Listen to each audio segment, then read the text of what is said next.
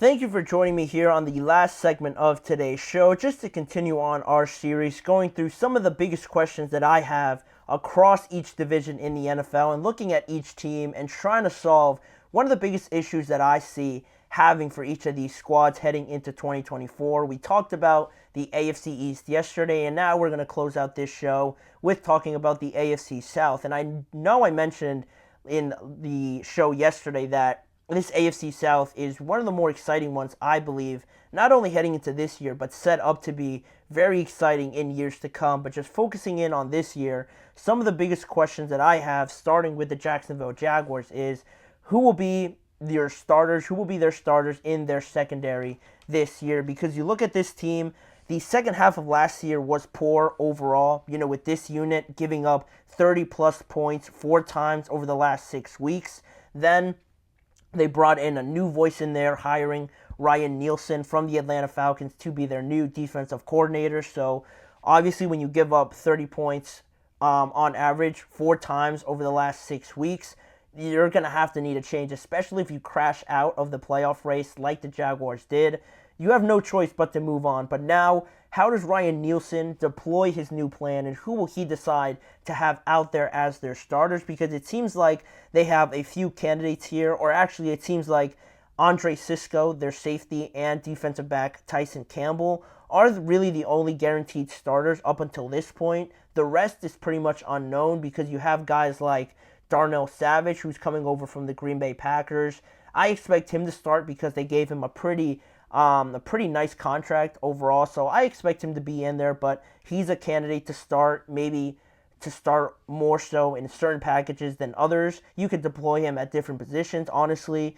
Then you have a guy like Ronald Darby, Jerrion Jones, DeAndre Prince, Antonio Johnson. All of those guys are candidates to fill a bunch of these spots on this secondary. And if you look back to who you see on your screen, Andre Cisco, he actually said one of the biggest differences he noted in this division from just last year to this year is the quality of wide receivers that the AFC South has brought in. Now, looking at each team, you go through every squad, and you're left pretty impressed with what you see. The Jaguars still have Evan Ingram, Christian Kirk, and guys like that. They drafted Brian Thomas Jr. out of LSU as well. So they have a pretty exciting receiving core still from last year. Then you look at the Tennessee Titans, adding Tyler Boyd and Calvin Ridley to their squad, already very impressive. Then you look at, obviously, the Texans with Stephon Diggs, Nico Collins, Tank Dell, Dalton Schultz, all these guys. They're probably the best equipped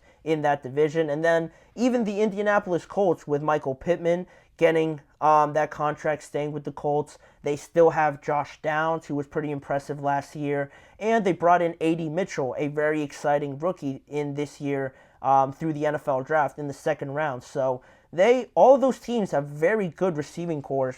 So the Jacksonville Jaguars, to have the secondary be the worst or more doubtful position on their defense, I think it is something that they have to fix and address, obviously. But it's good that they have all these options, but it's going to be very important to line them up and figure out what works for you going forward, because this is a very much a passing division, one of the more pass-heavy ones in the NFL. So if you have that struggling in the regular season, it's not going to go too well for this Jaguars team, who does have a little bit of pressure heading into 2024 with the way that the year ended last year and all the money that they gave to Trevor Lawrence this year. So it's not like they could just get by and no one's going to notice. They need to put up results as a very important part of this year as well.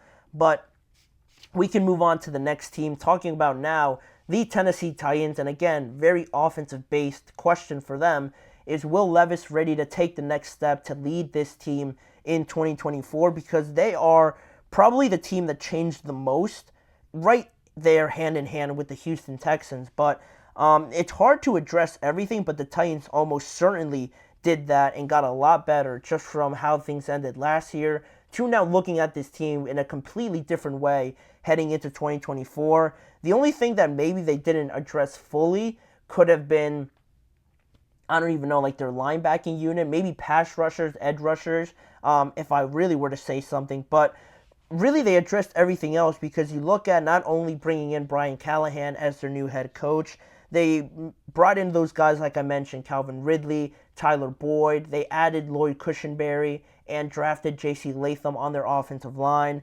Then also on the defensive side of the ball, they bring a guy in like L'Jarius Sneed, Chidobe Awuzie on their cornerback spot, so that's pretty much taken care of. They brought in Kenneth Murray from the Los Angeles Chargers for their linebacking position as well. They almost addressed every single spot on every part of their team. So I was very excited to see it. The Titans now becoming a little bit more modern. And it really just all comes down to Will Levis now, because you need a top-tier quarterback in the NFL, obviously, to compete with the Patrick Mahomes, the CJ Strouds now, the Joe Burrows, the Lamars, and all these guys like that, the Josh Allens. You can't have that position be the one position that you have doubts about, because it's not going to work. It's not going to bring everything together. So Will Levis now is stepping into a situation that's pretty great, honestly, in terms of who he has around him. But there does come the challenge of learning a whole new offense, only being in your second year in the NFL, only having played 9 games last year. So the numbers may not stack up in general compared to other rookie quarterbacks, but he did impress in some performances, and I thought he did all right considering all the circumstances and not having as talented of a team last year than he has right now. I also think this offense does fit him a little bit better with Brian Callahan coming in, obviously now. Having a more spread offense, I think, benefits Will Levis, because he is talented throwing the ball. I think he has one of the more underrated arms, just from the limited games that I saw last year. And you look at some of those performances, 2 of them stand out to me mostly. Was that road win that he had against the Miami Dolphins late in the year. That was a very good win for the Titans. Maybe not playing for too much, but to compete with one of the better teams, I thought said a lot. And also he had a great debut against the Atlanta Falcons, putting up 4 touchdowns and throwing for 238 yards. And, teams without a high caliber quarterback, again, are not going to stand a chance. And I think if they could get that out of Will Levis, why can't they be in a position to compete with the Jaguars at least, the Colts at least, and compete for that second spot in the division? And if they do that, maybe they don't go toe-to-toe with the Texans yet, but if you're in the second spot, you could be right there for a playoff spot. So if Will Levis could do that, I have high hopes for this Tennessee Titans team. And then the next team here I wanted to talk about is the Indianapolis Colts. How do they overcome, or where do they find the pass rush help after they lose their sack leader last year in Samson Ebukam? And it might not be a household name, but Samson Ebukam tore his Achilles during Sunday's practice just this week. So that's a pretty big loss. Again, not a household name, but he was this team's sack leader in 2023 with 9.5 sacks, followed by Kwity Paye, DeForest Buckner, and some other guys with around 8 sacks as well, putting up decent numbers. But when you lose a guy putting up close to 10 sacks, it's definitely going to affect you with a very young defense and a very young secondary at that. So where do you find the help? Where do you find more sacks coming in? You could expect DeForest Buckner to be in there, Kwity Paye as well, but I'm looking at a guy that you see on your screen, their first-round selection, Laiatu Latu, out of UCLA, and how quickly he can get acclimated. He's probably going to play a lot more now with Ebukam now sidelined probably for the entire year. How up to speed is he? How much can he contribute right away? Again, adding to that youth on that defensive side of the ball. But if you could find something in Laiatu Latu and have him put up around 6 sacks or something like that, it's going to help. It's not going to be a lot, obviously. Maybe he does put up a lot. Maybe he breaks out and has like 10 sacks or something. But realistically, he's probably going to be around 6 to 7, maybe something around those numbers. And regardless of what you get out of him, to see maybe that growth and have him be into this position right away, maybe it'll help him. Maybe it'll help him grow a lot faster if he has more responsibility. But it is something that they do have to address, because you can't afford to not create pressure again in this division that you have all these great quarterbacks.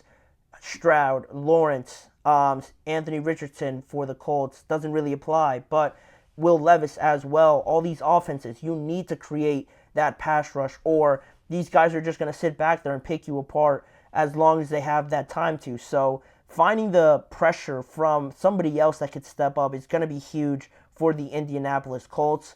Trying to compete there, if they could get the best out of this defense and have them contribute and match the offense, because I think their offense is going to be very talented and very good this year. If they could get the same out of their defense, I think it'll be exciting for them as well. And then the last team I wanted to mention here is the Houston Texans. Not so much positionally, but just dealing with the expectations.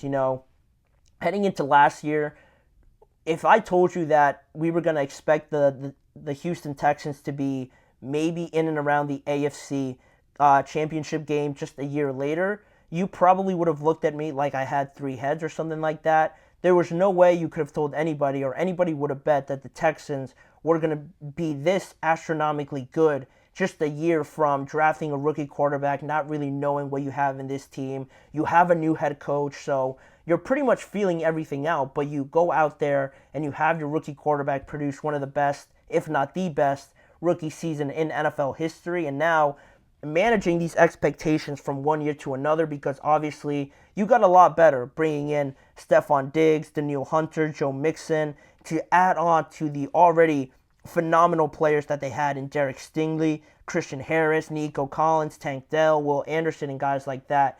To have that talent around you in such a short period of time, how does this young and relatively inexperienced team deal with those expectations just from one year to another? It's a lot. It's a whirlwind of just cameras in your face, answering all these things, and expecting everybody already to have you penciled in for the divisional round, the AFC Championship game, if everything goes right, and maybe even the Super Bowl for some people in some people's minds. So how does this young team, accept the responsibility, go out there with a tougher schedule from last year and perform and try to meet these expectations? Because you can be rest assured that if they don't get, anywhere close to at least making the divisional round again, they're going to get killed for, underperforming, having such a disappointing season, where in reality, it's pretty miraculous to see them have this quick of a turnaround. You hardly ever see it. So it's just the way it works now. You have all these players, you're expected to perform, and I have confidence in them, but that's something that I don't think a lot of people think about. The expectations for such a young team to try and meet them right away could be a lot more difficult than a lot of people estimate it to be. But I have confidence in them. I really like CJ Stroud as a player, not only on the field, but the leadership he brings, the kind of person and character he is in and every day for that organization, I think is great for them. I have them making it to the divisional round at least. So anywhere besides that, I think is still going to be very impressive. They have the pieces to do it. They just have to go and execute. But that pretty much does it for that segment, and that wraps up today's show. I want to thank you guys for joining me on today's episode of the GSMC Chip Shot Football Podcast. Please remember to like, follow, and subscribe to the show, as well as following the network on all forms of social media. If you want to see more of this show, check out both YouTube channels as well, the Podcast Network channel and the Sports Network channel, for more forms of content around the NFL that you could indulge upon by checking out those YouTube channels. And also, lastly, tune in every weekday at 6:30 p.m. Eastern Time for more coverage around the NFL and discussions with me, Manny Maradiegue, as your host. Thanking you for joining me, and I hope to see you guys back here again with me tomorrow.